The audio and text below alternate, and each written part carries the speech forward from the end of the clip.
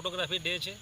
આખી દુનિયાની અંદર ફોટોગ્રાફી એ એટલો સેન્સિટિવ, એટલો નોલેજેબલ અને એટલો બધો વૈવિધ્યભર્યો સબ્જેક્ટ છે કે કુદરતની અંદરના અસંખ્ય રહસ્યો ને તમે એના દ્વારા ઉજાગર કરી શકો છો, તમે પ્રજા સમક્ષ મૂકી શકો છો, તમે તમારી કલાને બીજાને આગળ શેર કરી શકો છો.